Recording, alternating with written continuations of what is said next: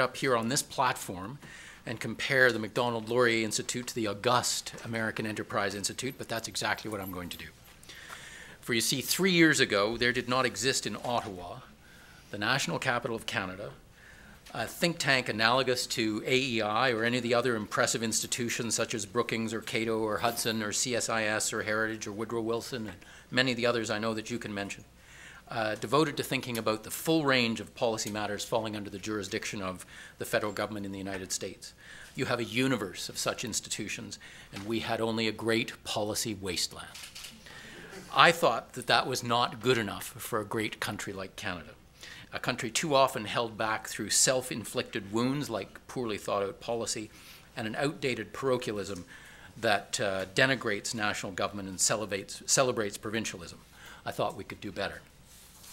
And thus it was that a small group of us set out to fill that think tank void, to create a nonpartisan voice for better quality public policy that would speak up for a strong central government, for sound public finances, for our alliance with America and the other Western powers, for free trade and many other policies we think are in Canada's national interest.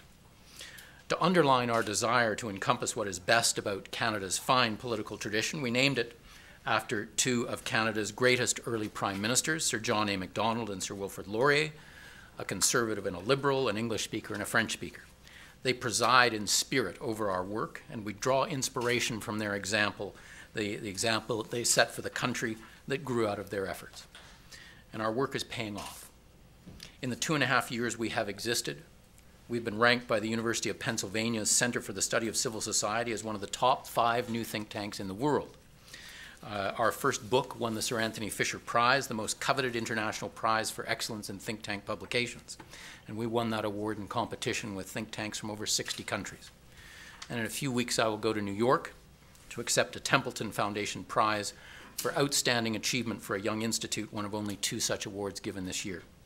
And finally, when the British Prime Minister David Cameron came to Ottawa on a state visit some months ago, he gave a speech to a joint session of Parliament in which the very first words out of his mouth were to quote from our first book, The Canadian Century. And now, here we stand on this prestigious platform in Washington, partners with AEI, on this wonderful event to bring to the United States the story of Canada's remarkable fiscal reforms. When we think about the kind of stature and influence we would like to wield in Ottawa, we are inspired by what the American Enterprise Institute has accomplished, and we are honored that they would be willing to share this platform with us. Thank you. We have come so far in a short time, but I think I can assure you that the best is yet to come. And now I'd like to introduce Henry Olson, who is Vice President and Director of the National Research Initiative at AEI.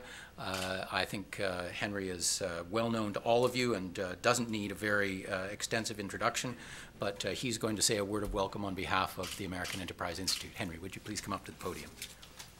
Thank you, Brian.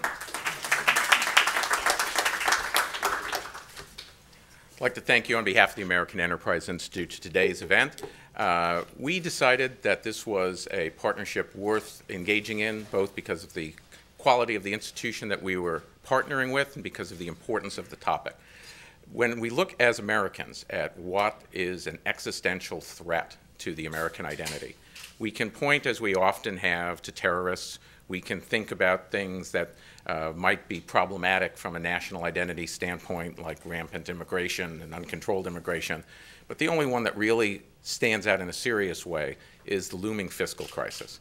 Because a nation that is in debt to others and is living beyond its means is one that has given up its freedom, is one that has given up its ability to control its borders, to control its fate, and to determine the prosperity of its people. Now, in America, we often do not think of our friends to the north as much as they stand on guard for us and have throughout every battle. But 20 years ago, the Canadian people were at a similar circumstance. They had gone through a decade of difficult economic times. They had national difficulties that were tearing apart at the identity of their country. And perhaps no battle that they had to fight was more important than the battle that we're looking at fighting now, which is the control of the public fisc. The amount that Canada had as a federal debt as a percentage of GDP in 1993 was astronomical. It was simply at the point where it was beyond the capacity of the nation to continue to service without massive reforms. And so our brothers to the north had a question and a choice. The question was whether they were going to continue on the way that they did and consequently place current programs over future stability, or whether they were going to take the hard choices then to get their fiscal house in order so that future Canadian generations could enjoy the peace, prosperity, and good government which they had so far enjoyed for the previous century and a half. Fortunately for us, and more fortunately for Canadians, they took the harder road. They took the national interest road. And what you're going to hear from today is the wonderful story of how they were pointed in the right direction and did what many now in America think is unthinkable, which is make the hard choices on spending, on taxation, and on regulation that actually gets a nation from the brink of fiscal insolvency to the brink of new prosperity. Now, we're not presenting this as a blueprint to be copied in every single regard. And certainly Canada was able to do things with defense spending, which a number of Americans would consider to be imprudent were we to engage in similarly large cuts.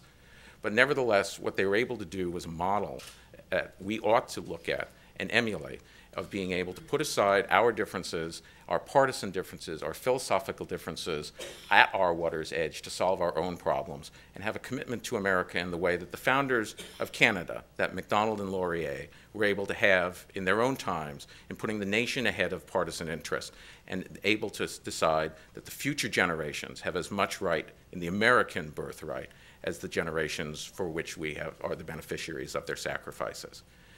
We have an august panel, and we will get to that immediately. That panel will be moderated by Mary Anastasia O'Grady, who is the Americas columnist of the Wall Street Journal and a member of the Wall Street Journal editorial board and an expert on all things American. Mary.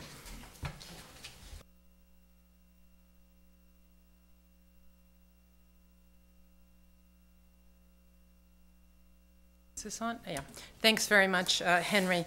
And good afternoon to everyone. It's a great pleasure to be here. And I want to thank both Macdonald-Laurier Institute and AEI for including me at this event. I'm not a late night television viewer, but the other day I got into a taxi in New York, and the video screen on the back of the seat was replaying a clip from the Jimmy Kimmel show. And apparently he has a segment where school children are allowed to send him crazy things that their teachers are making them do. One child had written, "My teacher is making us learn the Canadian national anthem, just in case." And that makes me feel better about our public education system. At least there's one teacher that gets it. Canada is doing the right things in the fiscal realm and threatening to overtake the US, though perhaps the invasion is a little while, will be put off a little while. By the way, that's a joke. I don't want that to show up in the press somewhere. My job here today is to introduce our panel and then act as the time tyrant. And if I do my job, we'll have some time for questions. On our panel today, we have Andrew Biggs, who is a resident scholar at AEI. Andrew was the Principal Deputy Commissioner of the U.S. Social Security Administration in 2007, where he oversaw the agency's policy research efforts and led its participation in the Social Security Trustees Working Group. He worked on Social Security reform at the NEC in 2005 and was on the staff of the President's Commission to Strengthen Social Security in 2001. Stockwell Day is a well-known Canadian politician who needs no introduction for the Northerners here. He was successfully elected 9 times over 25 years at 2 levels of Canadian government and in 2 separate provinces.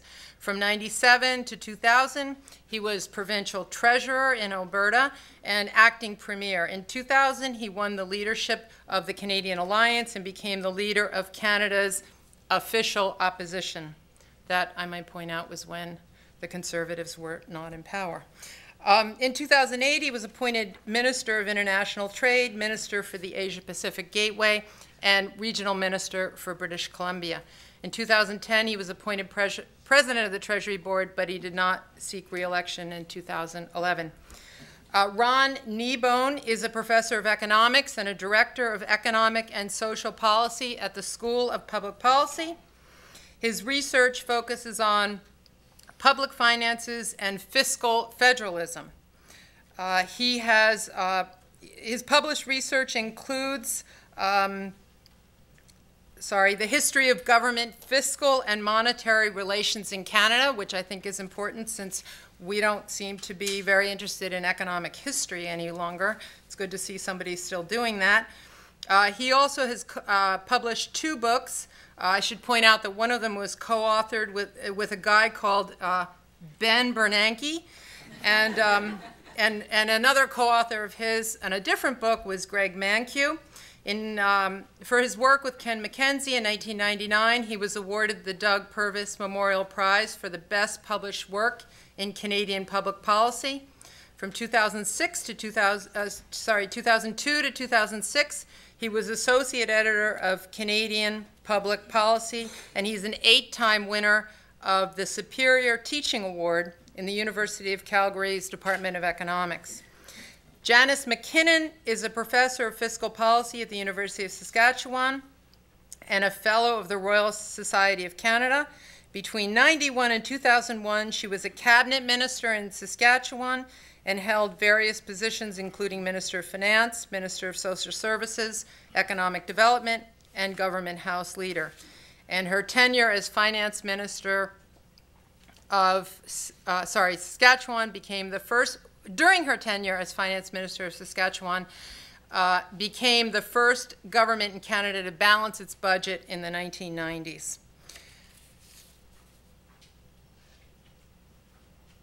I think, sorry, I was just making sure that I had introduced everyone.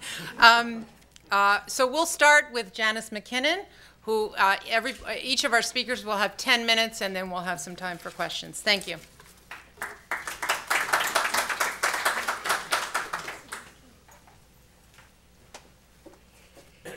Thank you very much, Mary. It's a great pleasure to be here today, and I also welcome the opportunity to reflect back on the deficit debt crisis in Saskatchewan and Canada in the 1990s. I can tell you one thing about that crisis. It looks much better from the rear view mirror. To the heading, having it all was not what we thought when we actually inherited the crisis. In fact, in the 1990s, when we began, our mood was to feel grim, stressed, and very uncertain about our future. In 1991, our government took over a province that was on its knees.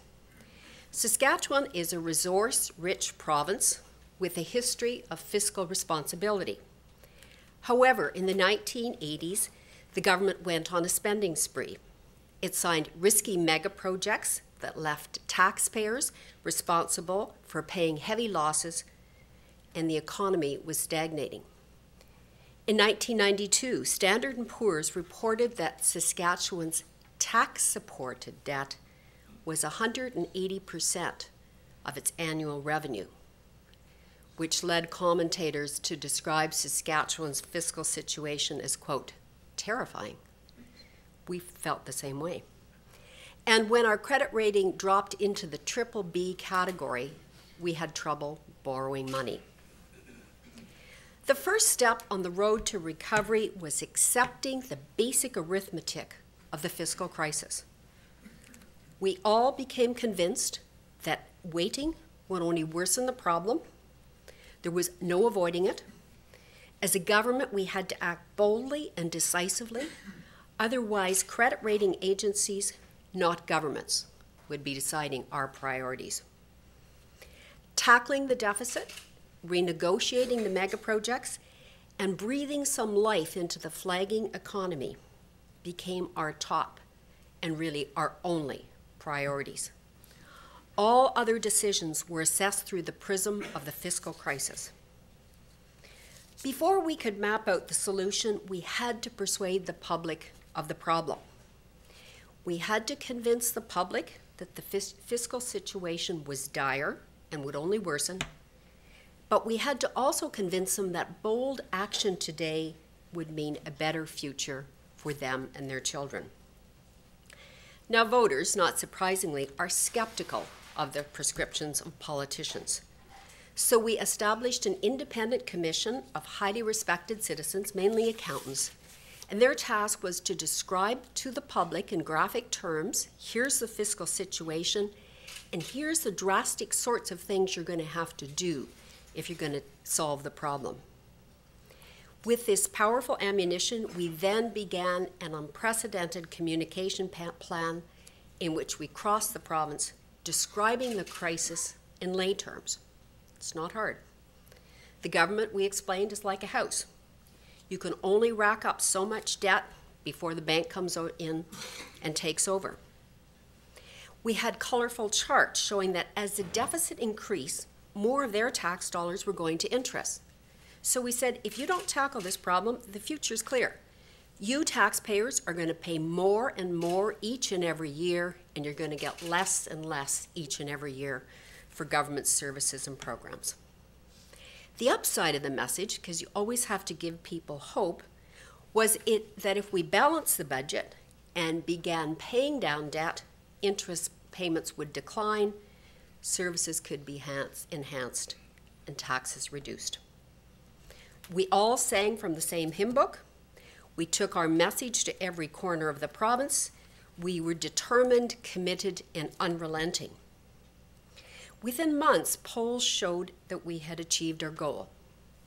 A significant majority of voters had crossed that critical political Rubicon. They had taken ownership of the problem. The deficit, the bad mega projects, the flagging economy weren't just the government's problems, they were their problems. They were taxpayers' problems. And people began to realize that they had to take the tough decisions today if their grandchildren and their children were going to have a better future. Now, to show voters that there could be a better future, we couldn't just begin cutting and increasing taxes, although we did that. We had to show them a plan. So we established a 4-year plan. Here's the deficit today. Here's what it'll be the next year, coming down, until 4 years out when the budget was balanced. Because then they could see that the other side, the hope side, that after 4 years they would actually begin to reap some of the benefits of the difficult choices. The other advantage of having the 4-year plan out there was we could have one big bad budget in which we announced all the cuts. Some of them didn't come into play for 2 or 3 years into the future. The final advantage of having this 4-year deficit plan was simple. It was restraint on spending by other cabinet ministers. Now, every finance minister knows that in a cabinet of 12, there's one finance minister and 11 spenders. So having those fiscal targets out there meant the credibility of the whole team rested on us achieving those targets. So rather than the Minister of Finance just owning the problem, the whole cabinet owned the problem. Deficit reduction isn't complicated. Spending has to be reduced, revenue increased. On the spending side, the Treasury Board, which was comprised of 6 cabinet ministers and finance officials, spent hours going through the budgets, line by line, asking questions like, is this expenditure necessary? Is there some other level of government or the private sector that could deliver this service? We were exhausted by the work, depressed as we heard the analysis of what our cuts would mean. In one budget, we closed 52 hospitals, many schools, and thousands of people lost their jobs. But we knew we had no choice and we couldn't look back. A key concept in selling the cuts to the public was a sense of fairness, which can be defined in different ways. Fairness meant starting at the top. Even before the tough budgets came out, we cut our own salaries and benefits by 10%. Fairness means consistency. Every single group has to be seen to be sharing the pain. One outlier, one lavish expenditure over there undermines the credibility of the whole process. And because our government was a left-of-center government, fairness meant imposing taxes on upper income earners, not because of the money that we got, but because of a symbol that everybody would share the pain. And on the other end, we actually enhanced the social safety net to protect the most vulnerable. We also had to renegotiate the mega projects, which were experiencing losses that the government was on the hook for. We couldn't afford to pay the losses, but we couldn't afford to allow the projects to default because besides else, we couldn't even take the write-off on our books. The only real lever we had was public opinion. Public opinion was a powerful lever. One of the toughest renegotiation projects was with about a massive upgrader owned by a major co-op, retail co-op. They just basically said a deal is a deal. We're not going to renegotiate. So I told the finance officials, I said, okay, go get all the documents about this deal, about all the benefits the company got from it, and publish it in the newspaper. Day after day, this retail co-op had to sell to the people of the province. Public opinion turned against them, and they renegotiated. Finally, we had to kickstart the economy, which was difficult because we had raised taxes for many middle-class people. We had to cut some business taxes, particularly small business taxes, to encourage growth in the economy. We had to restructure oil royalties, which actually was an important factor in encouraging the economy to revive. In conclusion, deficit reduction is not for the faint of heart. Budgets cannot be balanced merely by cutting unnecessary spending. You end up cutting necessary spending. Budgets can't be balanced by taxing the rich. There aren't enough of them. Reducing the deficit means taxing the middle class and getting them to pay more and to receive less for a period of time. But when we did balance the budget in 1995, 2 years earlier than our plan, then taxpayers began to see the rewards. We lowered taxes, we improved services, there were more jobs. But just as important, in the long term, we changed the whole mentality of the province. Voters came to believe that deficits were merely passing on bills to their children and grandchildren, and we fundamentally altered what people's expectations were of government. Now today, if you go to Saskatchewan, you'll see a province that's booming, and you'll also see lots of projects, road building projects, and you'll see massive billboards. And what they say is the Saskatchewan advantage, Canada's only balanced budget. That's our legacy.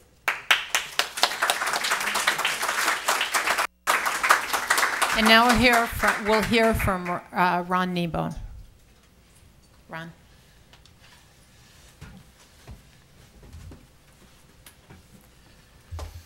Thank you. First, thanks to the organizers for inviting me. Out of some perverse sense of loyalty, I'm a Washington Senators fan, or sorry, Washington Nationals fan. Because they're former Montreal Expos, and I became fans of them back in the 1960s, which tells you a lot of things, I suppose. I also, it's interesting when I came, because I'm a Canadian, I had to come through U.S. Customs, and both Janice and I remarked that we were engaged in a debate with the customs officer about the fiscal situation of the U.S. There's a great deal of interest amongst your custom people about this issue, and they have very strong views on it as well, I must say. So, well, they say a fiscal crisis is an awful thing to waste, and I think that's true, and Canada certainly took advantage of their own fiscal crisis back in the 1990s. Just to give you a little bit of background, by 1993, levels of government debt in Canada were very high. Now, there's lots of ways of measuring government debt, of course, and you can get all sorts of numbers. But even if you just take it at the very basic level as a difference between financial assets and financial liabilities, it was over 100% of GDP. This was a crisis. But what made it worse was that the debt had been accumulating even during the fairly prosperous 1980s. This is a period of time when the economy was going pretty quickly, and yet the government would continue to collect a lot of debt. It continued to run very large deficits. and accumulate a lot of debt because of that. The prosperity of the late 1980s prompted a lot of governments to become rather generous in their spending. And here I'm thinking particularly of the province of Ontario, Canada's largest, which introduced a far more generous scheme of welfare, or what we know in Canada as social assistance, than it had ever had in place before. With little attention paid to the impact that that new spending would have on government finances should the economy ever turn down, they introduced this and welfare participation started to go up.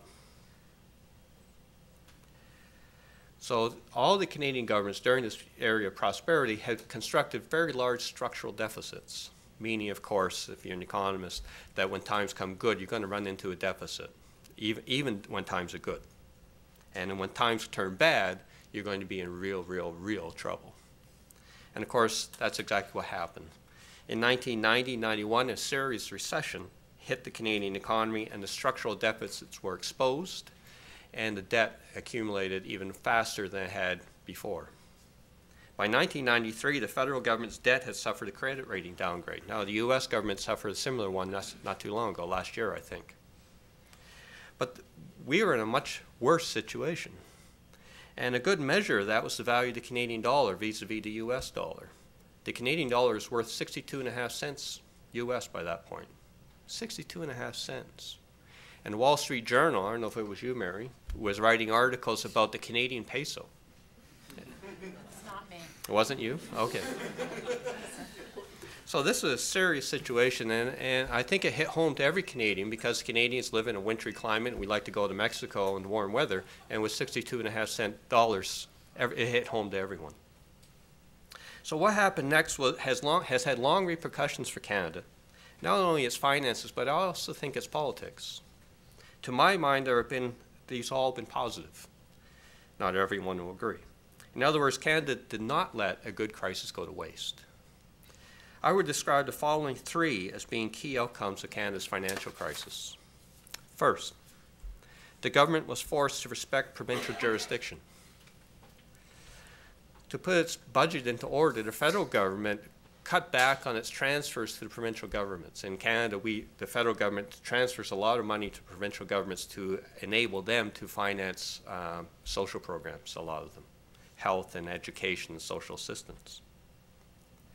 Work I have done with colleagues suggests that about 1/3 of the federal government's rescue of its deficit came through cutting those transfers to the provinces.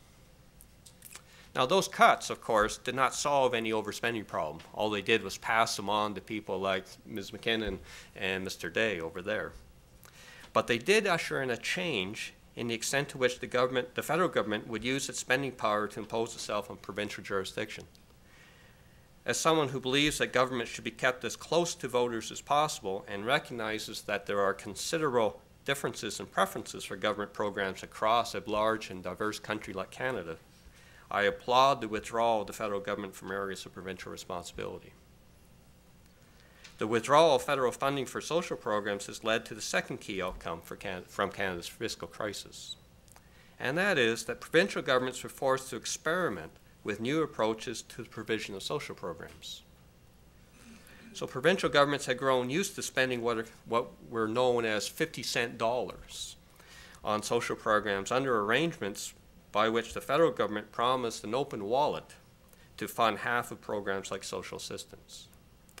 Not surprisingly, this arrangement did not do very much to encourage careful spending or to experiment with alternative approaches. With the cuts to federal transfers, provinces would now be spending 100-cent dollars. And not surprisingly, their behavior changed. This focused their attention on things like cost effectiveness and value for money. Thus, we saw provincial governments begin to experiment with new approaches. The government of Alberta, where I'm from, completely revamped its social assistance policies, and other governments, particularly Ontario and British Columbia, did the same. Work that I have done with colleagues shows that these changes had large effects on social assistance use.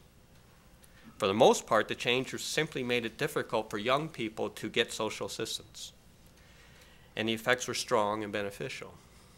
At the same time, governments, such as Alberta, have increased their support for those with severe disabilities. And that, to my mind, is a trade that I'd be willing to make any day of the week. And these fiscally induced changes to social assistance and unemployment insurance programs are working. Since 1997, the fraction of the population that is employed, so the employment ratio, the number of people employed versus the population, has increased dramatically, particularly in those provinces that traditionally relied on generous social assistance programs. So, for example, from 1997 to now, the employment ratio has increased from 43% to 53% in Newfoundland. Notice I said Newfoundland. That's a joke. From 50 to 59% in Nova Scotia, from 47 to 60% in New Brunswick, and from 50 to 61% in Prince Edward Island. These are dramatic increases in the percentage of people in those provinces who are choosing employment. And the data for the latest year, by the way, are from 2012. And since so many of those provinces are still in recession mode, I expect to see improvement of that still further. So dramatic things have happened in those provinces. And this new approach continues. The federal government has recently made it very clear it would no longer provide unlimited funds to pay for provincially run, publicly funded health care. Having received this message, provincial governments are starting, finally, to experiment with new approaches to providing health care. And some of them are even starting to think about allowing the private sector to play a role, which I know Americans will find shocking, but it certainly is in Canada. And the last thing that has happened, I think, from our fiscal crisis, is that deficit is now a four-letter word in Canada. Having gone through what was certainly a wrenching experience of change, Canadian taxpayers are now much more suspicious of deficits and those who would advocate new spending programs. Thus, a national daycare program that was building a certain momentum died in the early 2000s to be replaced by tax credits as opposed to government-owned and run daycare centers. So things have changed.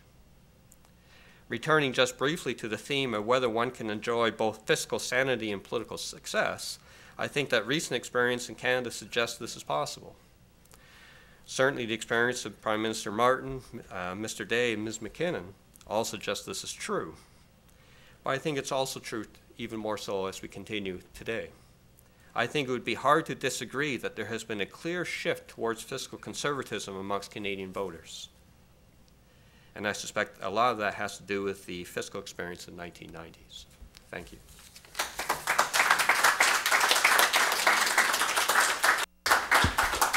Thank you, Ron. And now we'll hear from Stockwell Day. Thank you.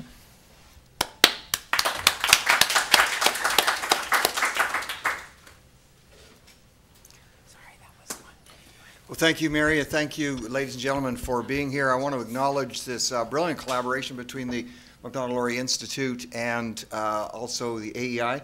This is impressive, and it shows a real alignment of views. The principal view is, which I sense is what is underlying what you do, is getting the facts out to people and trusting that people have the wherewithal to make the right decisions, which I actually believe they do. Brian, your work, not only with Macdonald-Laurier Institute now, but some of your previous work was instructive to many of us in government. I want to thank you for that and for continuing on. I was delighted to have the invitation because I would never miss an opportunity to be on the stage with somebody as famed, illustrious, and well-known and loved as Janice. So I'm was glad to accept that particular invitation. Just, Mary, on the notion of battles, there is somewhat of a common historical mythology that Americans are the bellicose warriors and Canadians are the guitar-strumming pacifists. Well, there's a mixture of truth on both sides, but can I remind my American friends that Canada was in the First World War 3 years before you came along, and the Second World War, we got a 2-year head start on you. We linked arms in Korea. We're with you in Afghanistan, or we're all together in Afghanistan, and on one of our most important wars, which we're celebrating this year, the 200th anniversary of you trying to invade us and take us over. we did whip you badly. You haven't had the nerve to try since. And so on that area of historic mythology related to wars, we just put that matter to rest. So I appreciate that. And I'm here today, and we always say this before we get into some admonishment. I'm here today as your friend. You know, it's a little bit like in the days, very, very ancient days, when parents were allowed to still administer very measured corporal punishment, days which would shock and horrify many people. There was always the preface to that is, this is going to hurt you more than it's going to hurt me. That was never proved to me. In fact, however, I do want to preface my remarks today by saying, really, this is going to hurt me more than it's going to hurt you. Because I have a strong message, but it's one that is based on friendship. And a Canadian far more eloquent than I once said to fellow Canadians, Americans are our best friends, whether we like it or not. So I do like it. I'm glad that we are the closest friends. Historically, we have the closest friendship probably in history of any two nations. And I have, I'll confess in the interest of transparency, some background here. My great-grandfather, actually both my grandparents on both sides, maternal and paternal, were Americans residing in the Boston area. Their ancestors, we've traced the roots back to England and time of religious persecution, and then coming over here in the late 1600s, etc. My father's family, however, when it came time for the Revolution, they decided they did not want to pay taxes to an absentee king, and so they became revolting, as my mother reminds me on occasion. My mother's side of the family decided to move northward and become part of the Loyalist movement, the United Empire Loyalists.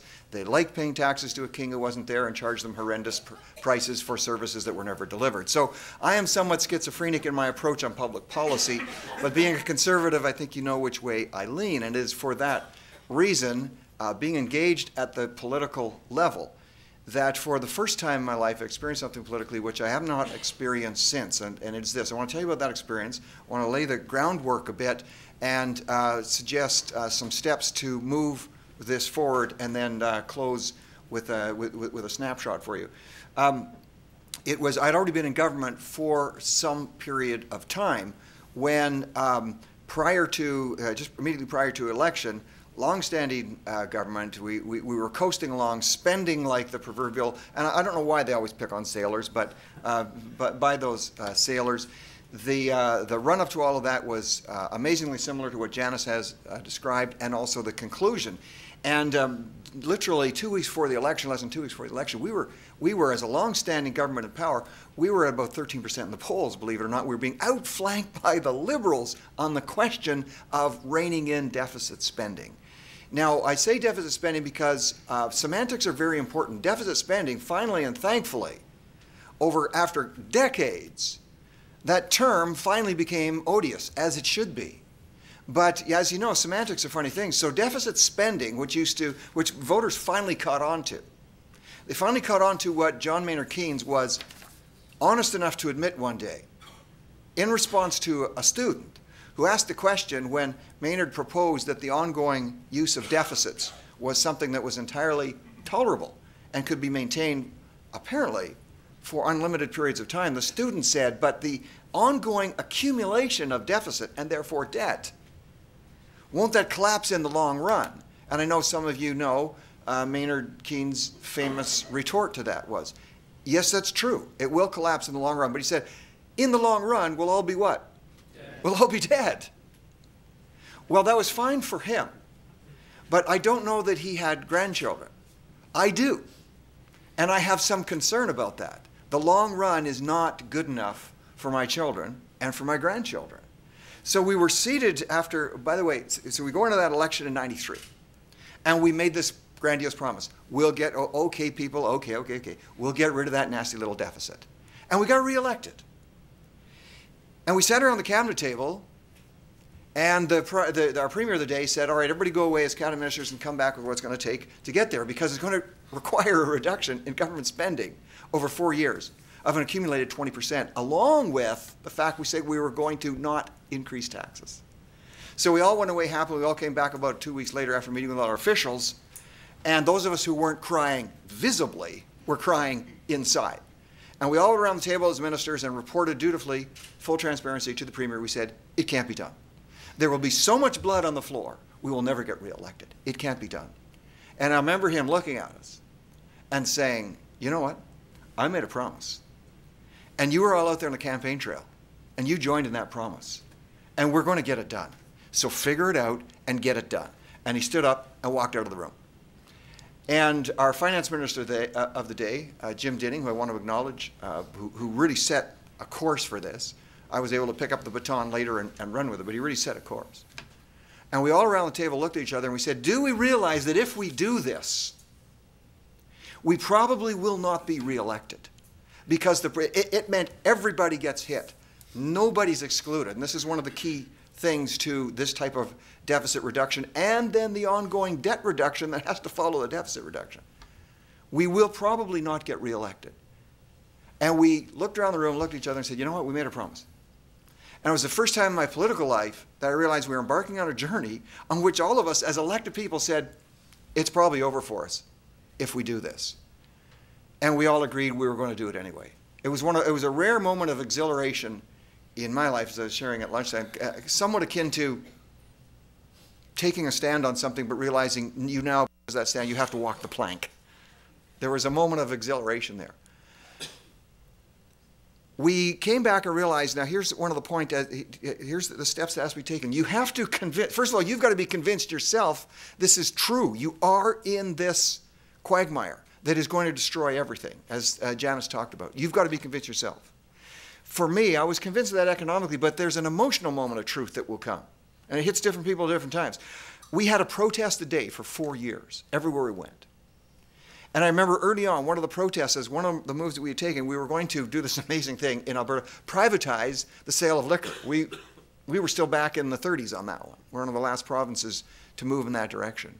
That meant, of course, a lot of people losing job as government stockers of liquor store shelves. And as we walked through this protest, a woman stood in front of me with her placard.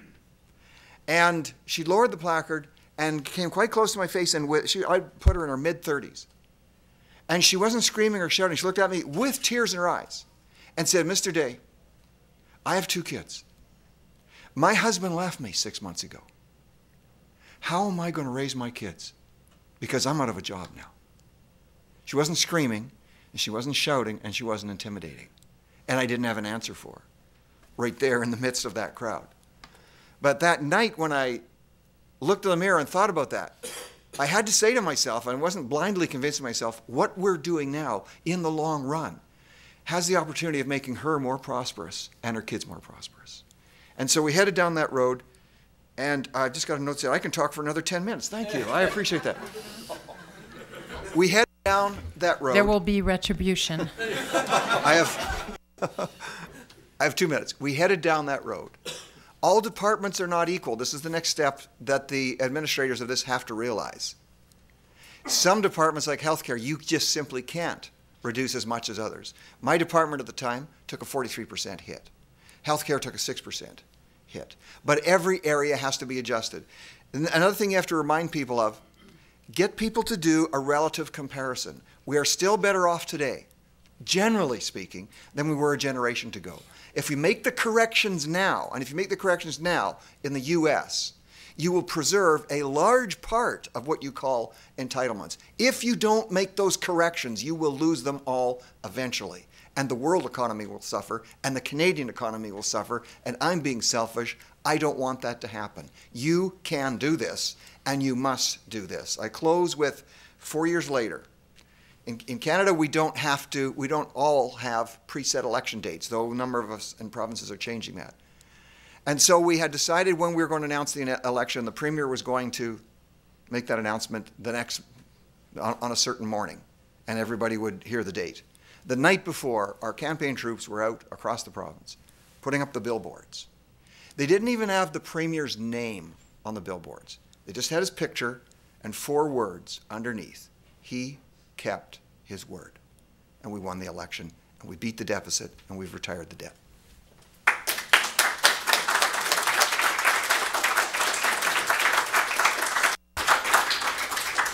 Thank you to our speakers. And now Andrew Biggs, who is our discussant, will comment on the papers. Thank you, Andrew. Thanks very much. It's always a little bit tricky being the discussant because unlike the other speakers, you never know what they're going to say until they've actually said it. I somehow did suspect that some reference to the War of 1812 would creep in here. I was trying to think the relevance, but I just knew it would get in there somehow. I took a couple points away from the discussion here and from the broader thinking about Canada's fiscal reforms. The first is that it really does help here to have an example of somebody who's done it. Last year I did a paper with two of my colleagues here at AEI, Matt Jennings and Kevin Hassett, where we did a real data-driven approach to looking at how countries have solved their fiscal problems. We used this vast data set from the OECD where we looked at examples of when countries tried to get on top of their deficits and debt, how they attempted to do it, and then in the data we'd revisit them a few years later and say, did they succeed or not? So we have these instances of what are called fiscal consolidations. We had a sample of, oh good grief, I can't remember how many it was. And you have your tabulations here and your regressions there, and you do that kind of stuff. And what we did show, I think fairly convincingly, is that countries that tried to tackle their deficits and debt by reducing spending were far more likely to succeed to actually reduce their debt than countries that tried to do it by raising taxes. And there's a whole literature on this. If you Google fiscal consolidations, you'll read about it. But we showed it, I think, in a pretty convincing statistical sense that if you want to go about getting on top of the problems that the U.S. faces today, which are really pretty staggering in importance, you want to do it by, it's not simply a question of balancing your budget, it's saying how do you want to do it? And the data seems to indicate that going about it on the spending side is going to be more successful because it's going to be something that is more sustainable, more tractable than going about it on the tax side. One problem with that approach, though, is it's all data-driven. So people, you can give them these results, but they don't quite get at it. We can show, well, the fiscal consolidations were most likely to succeed were overwhelmingly spending cuts. Those that were primarily tax increases mostly failed. But they don't get it. Looking at concrete examples like Canada really is helpful because you can look at people who were first able to come to the realization, we have to get on top of this issue. That is, time is the essence. The longer we put it off, as Janice said, the worse it gets. So we have, an example of some real adults here who are saying we have problems to solve and we're going to solve them. And we can look at the sorts of things they did. And I think that brings me to the second point I have of the types of cuts that were made. Now clearly we face different sorts of fiscal problems here than Canada did. The drivers of our budget deficits and fiscal imbalances going forward are essentially entitlements: Social Security, Medicare, and Medicaid. Those are programs aimed at the elderly. So we have, there's some differences here in terms of the specifics of the problems that need to be solved. But I think there's some going beyond the fact that they relied on spending cuts, and I think we should do the same thing here on entitlements. There are some examples of how it was done that I think are really helpful. Ron Kneebone talked a little bit about how they cut transfers from the central government to the provinces. When I look at something like that, I say, okay, well, what is a common program that does that? Medicaid. Medicaid is essentially a state-run health program for the poor, but it's financed in good part, in majority part, by the federal government. I would also think about things like welfare, things that really can be done at the state level and should be devolved to the state level so each state can manage its own program without having to get so much funding from Washington, D.C. And this hits on a second point that Ron made, is that in particular they eliminated matching formulas. And Medicaid works in exactly this way, where the state government decides how big a program they want to have. They say, well, how generous are the benefits going to be? How wide is the universe of people we're going to serve? They make the decision how big it's going to be, but the federal government pays for most of the program. So, this is sort of first-year econ stuff. You say, okay, given this situation, what are you going to get? You're going to get a bigger program than you otherwise would have, because the marginal dollar, the dollar spent on making the system more generous, expanding coverage to more people, that marginal dollar is paid by somebody other than the one who makes the decision. So states have incentives to expand their programs even if it's not really cost effective to do it. what Ron talked about is eliminating those matching formulas and saying to the states or the province in this case, you know, you run this program, you figure out how much you're going to spend on it. That's not simply a matter of getting sort of obligations off the federal government's books. It changes the dynamic, because then the state or the province making the decision says, well, if we want to expand this program and make it more generous, we're paying for it with our own dollars, so we've got to make sure it's worth what we're paying for it. Currently, under Medicaid, you don't have that, and so, of course, you get waste. So I think there's similarities not simply in terms of, well, should we go about this by cutting spending, but also in the way things were cut, where we're going to eliminate some of these bad incentives. We're going to spend or put an emphasis on devolving activities to lower levels of government where they're going to be handled more responsibly. And I guess a third point I would make is on the politics of it. That, you know, we see here, you know, politicians who took some very, very difficult choices and in the end got reelected. They were, you know, they may not have expected to get reelected, but they did get reelected. And I think that tells you a couple things, and I think that's really relevant for people today in the U.S. who are asking, you know, can we take on these problems? I mean, the U.S. is famous for having a sort of a can-do attitude in every respect or every area except for government, where we have sort of a can't-do attitude, where it's kind of taken for granted we can't fix these programs, be it Social Security, Medicare, or Medicaid. We always talk about fixing them, but it's sort of taken for granted we can't really do it. And so it's what it shows here is that this stuff can be done. One thing that I think comes out from the political implications is first that voters respect leadership. That even if the changes you made weren't painless, even if the changes you made weren't exactly the way that particular member of the public would have done it themselves, they're going to respect you if you take on the risk and take on the political cost of trying to solve these problems. So there is gain to be made from taking this stuff on. A second point, I think, is that the fact that people can get reelected even after such large cuts in government spending shows to me that the value of the marginal dollar of government spending is pretty small. That, you know, if you cut the first dollar of government spending, the fire department and the police, okay, people are really going to feel that. But that, if you're cutting the last dollar, those dollars tend to be the most wasteful. So I think you can cut back pretty significantly before people really, really begin to feel it, such that they're not going to reward you later for it. And I think a third point is that cutting government spending does lead to better outcomes. That if you would cut, there's you know, you read in the press with people like Paul Krugman, who's, you know, constantly railing against austerity economics and saying, well, if you cut government spending, the world is going to collapse and all that. And what this shows, what the Canadian example shows, is that cutting government spending can lead to better outcomes. That they cut spending by program spending by something like 10% over a 2-year period, and, you know, the world didn't end. You know, people weren't flocking across the border here. You didn't have refugees. You know, life went on, and life, in fact, actually got better.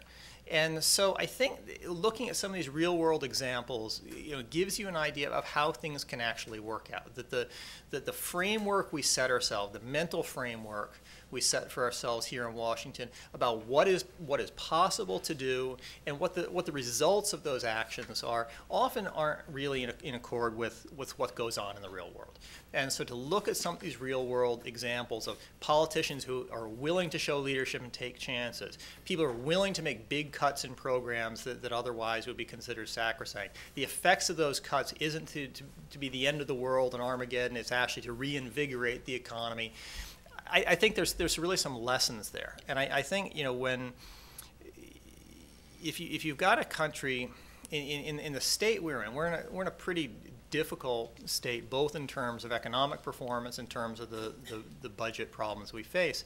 When you're looking at a country that is lower unemployment than you, that has lower deficits than you, that has faster economic growth, that took its debt to GDP ratio from 80% to 40%, I would think that's a country you want to take some hard look and say, well, what are the lessons to be learned from them? And I think the speaker today really showed some valuable lessons, both in the policy of what the things you want to do, but also in terms of the politics and the leadership that are involved with it. Thank you very much.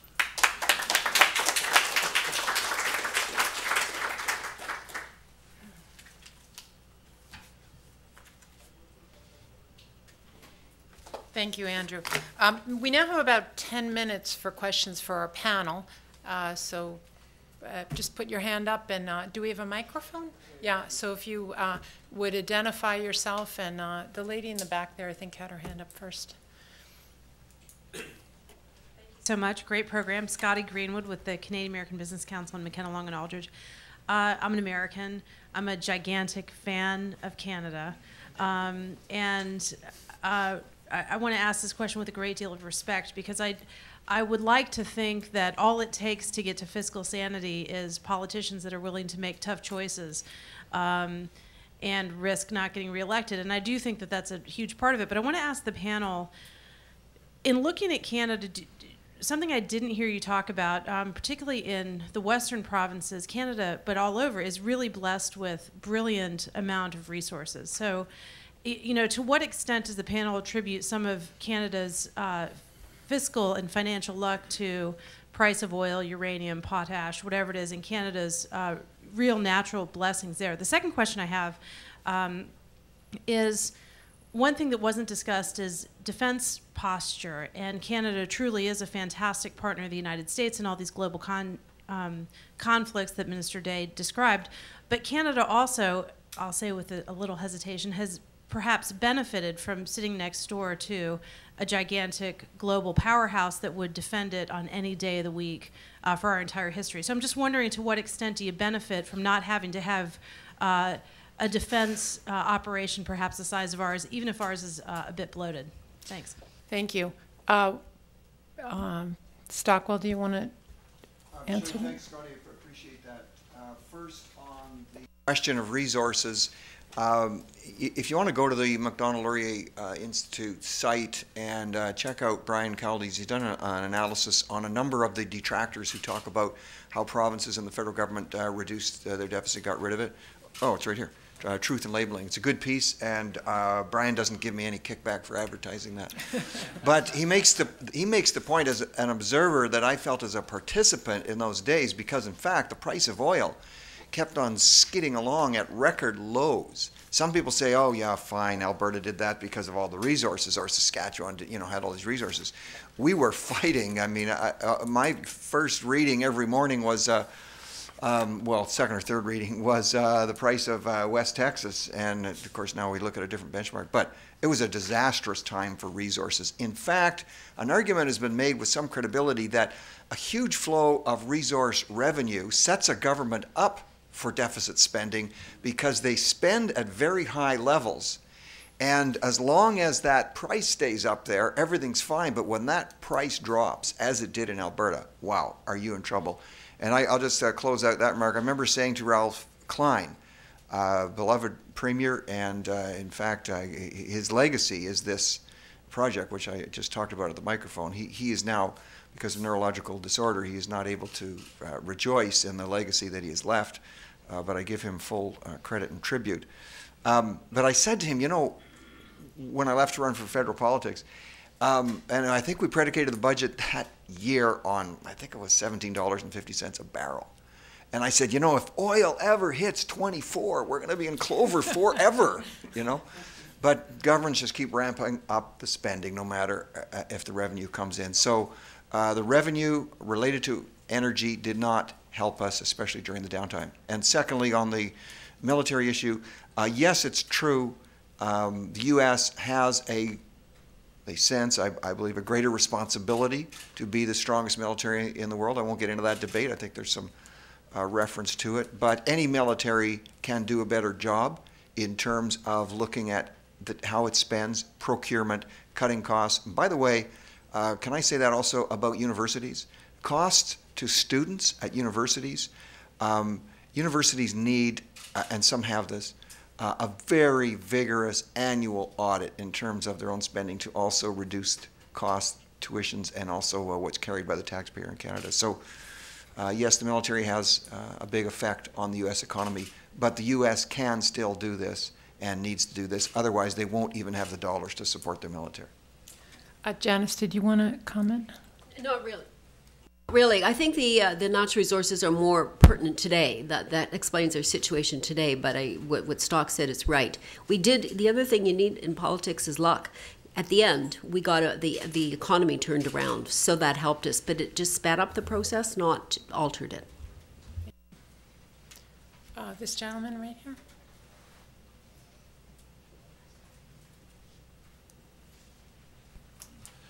I understand somewhat. Could you identify yourself, please? Warren Coates, an American. I understand somewhat the process within a ministry of weighing and evaluating where to cut most, et cetera. What was the process between ministries? Because as you said, not every ministry needed to cut by the same amount.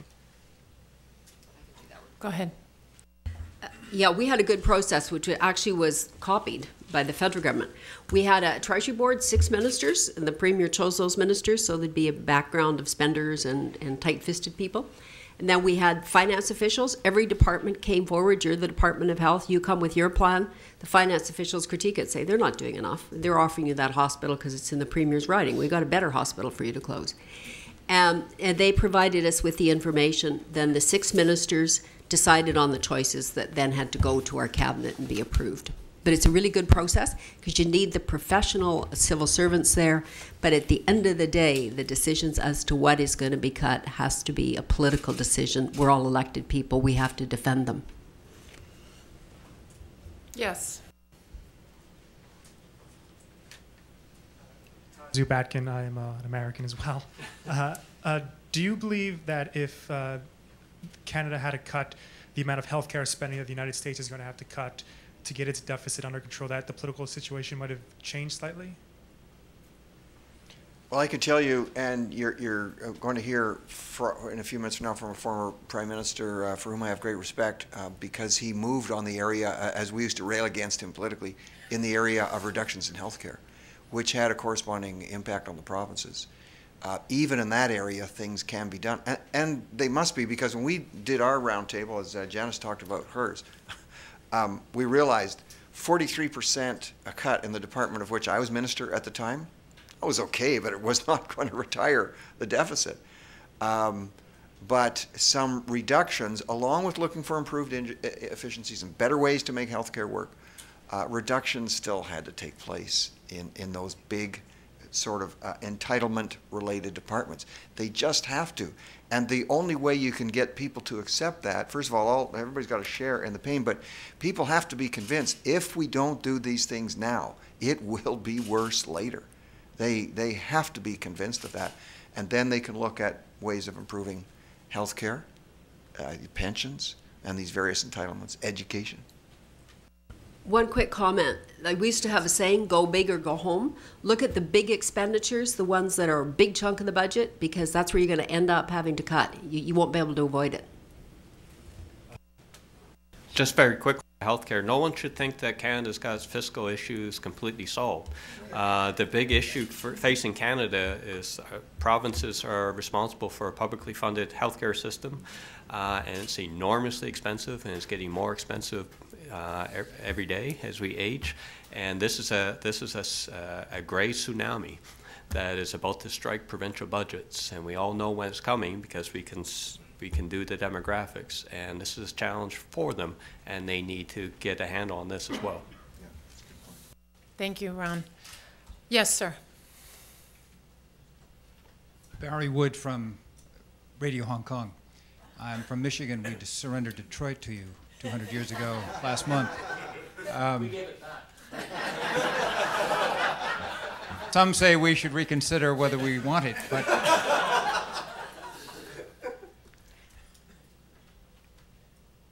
how does the deficit here, the debate, look from north of the border?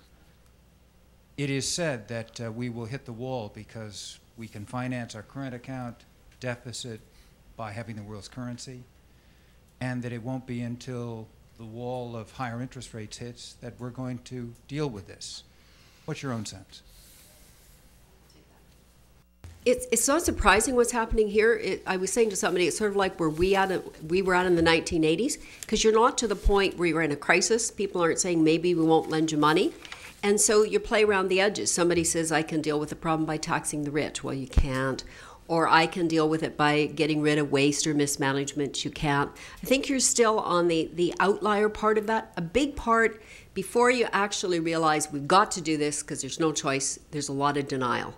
We don't have to do that big stuff, and we can't for all these reasons, and here's some small stuff we can do that isn't going to hurt me or anybody I know. And I think you're at that stage. Our only plea really is if you start tackling it before you hit the crisis stage, when they say, look, we're having trouble lending you money, it's going to be a heck of a lot easier. The longer you wait, the worse it gets.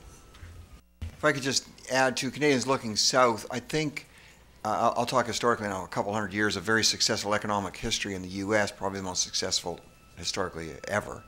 I think a lot of Canadians just say, you know what, they'll muddle their way through it. They've got a great success record, and it'll all work out. That is not necessarily true. Matter of fact, as you heard from my remarks, I profoundly do not believe that is to be true. You're the reserve or default currency now. A lot of that has to do with history. Your deficit debt ratios are worse than Greece, which all Canadians look at and say, you know, we're not going to be supporting the Greek economy because they want to retire way earlier than we do. We're not going to support that or whatever. So I think there's a sense of denial from, let's just say, a good percentage of Canadians as they look south. They think the Americans will just work it out. There are certain laws, universal laws like gravity, that you cannot just continue to defy. And but I think there's your past success is actually working against you in getting the message to people that if you don't fix it, it's going to break badly. Ron, did you have anything? Just very quickly, I mean, there's one of the nice things about government deficits and debt is it's all run by accounting. There's just simple numbers you have to pay attention to. And what's really saving the U.S. is the interest rates that you're able to pay on your debt are so low that you're escaping the crisis aspect that Canada could not escape. Our interest rates went very high. And the simple accounting is when those interest rates are high relative to your economic growth rate, you're in real trouble. Well, you're not in real trouble yet because you're getting away with this game where people continue to buy your debt at unbelievably low interest rates. But someday that's going to catch up, and that's when the crisis will really hit. Okay, thanks. Yes, sir. Okay. This has to be our last question. I'm sorry. Thank you. My name is Lex McCusker. I would like you to say more about how, again, more than you did already, about how public opinion changed in Canada on this issue. I mean, in the United States right now, there's fully half the population that doesn't see any crisis at all and is willing to double down on it with the incumbent president. How did that change of mindset get through Canada? You talked about good charts and graphs. It had to be more than that. Well, you got to remember, there were governments right across the piece from all different political parties. We all belong to different political parties saying exactly the same thing. The credit rating information was on the front page of the newspaper that the dollar's being devalued, the peso crisis, and we were all consistent. And I don't see the deficit issue here as having the same resonance because it's not talked about in the same way. We didn't talk about anything else. We weren't talking about we're going to do healthcare, we're going to do anything in tourism. We had a fiscal problem. We all had to solve it. We were unrelenting. We kept at it. And the logic is not hard. You know, people came to understand that we were at a point where it was going to have to be addressed because you couldn't keep up racking debt. So I don't think the public has really had the case put to them in a consistent way. Both your parties are letting them have easy ways out here. And that's fine for them, but in the long term, it won't work to deal with the problem. Part of it is, Janice has so eloquently described, when, as I sense it, correct me if I'm wrong, but some of the debate that's going on now, of course, it's pre-election, it's always the silly season in any country. But when one person starts to indicate we're going to have to do something about this, his or her political opponents jump all over them and say, oh, you're scaring people, oh, you're a negative conservative, or whatever it might be.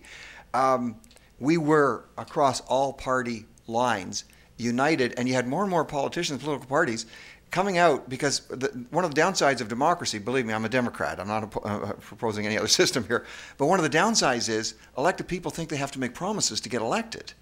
And that has an accumulative effect. And all of a sudden, well, not all of a sudden, over a period of months and then over a period of years, political people were coming up for re-election saying, I promise you less. I promise you less. And when everybody started saying that, the public started saying, you know what, these folks who always want more and always want to get elected by promising more, they're all saying we're promising less. So maybe they're telling the truth for once. And that kind of unanimity has to exist across party lines. I mean, here we have NDP, which is a left of center party, Conservative, which is right of center, and agreeing on things. Janice said you're not going to get there by taxing the wealthy because there's not enough of us. Them. I'm not the 1%. Actually, even the protesters are the 1%. In world terms, even the protesters in Canada and the U.S., they are the 1%. So can I just close quickly? By the way, on the tax issue, in Alberta, we brought in what's called a flat tax. It's the only government that's ever done it. I had the happy coincidence of being finance minister at the time and a lot of smart people working.